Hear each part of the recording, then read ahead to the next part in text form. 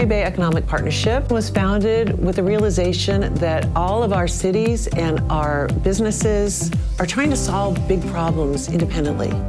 And if we had one entity that was looking at the problems that we're facing in transportation, in housing, and workforce development more holistically across the whole region, that there would be an easier way to solve these problems by coming together. We got involved in housing because our partners and our members were coming to us asking us to do it. It's been a 20-year period where we really haven't built a lot of housing in the region, and we are really suffering now as a crisis. Every time you pick up news on the internet or a newspaper, you're reading about affordable housing and the incredible need for it. And working with the Monterey Bay Economic Partnership, affordable housing is being addressed. They're bringing other people together. We're good to go.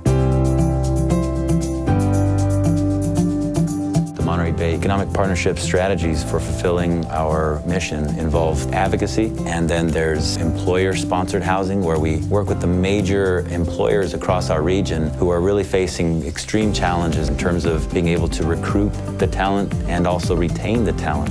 We also created a housing trust fund, and the Monterey Bay Housing Trust Fund is over $12 million of short-term capital that we now have available for affordable housing development.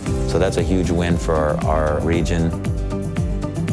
I actually lived in subsidized housing for the first 5 years of my life and owe a lot of stability to high-quality, decent, affordable housing.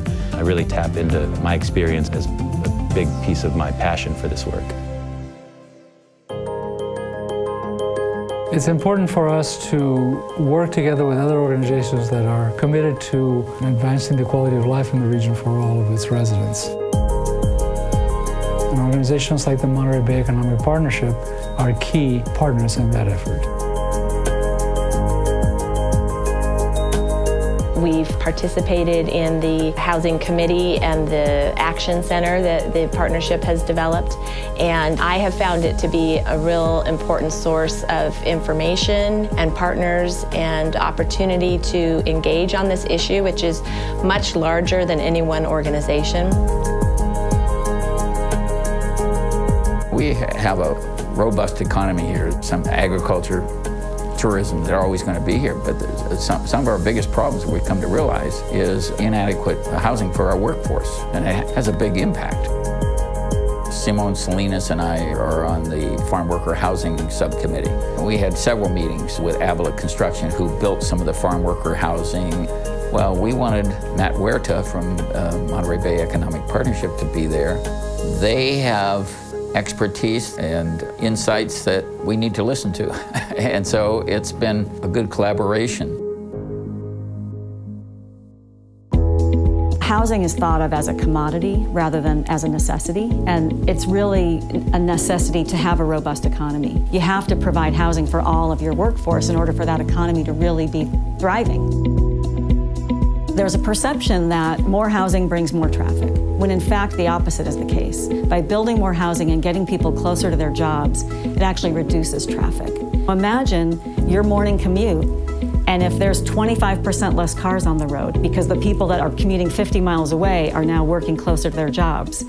So there's a huge opportunity that we have to decrease our traffic congestion by building more affordable housing. Part of the challenge is getting folks to see that affordable housing is actually part of the solution.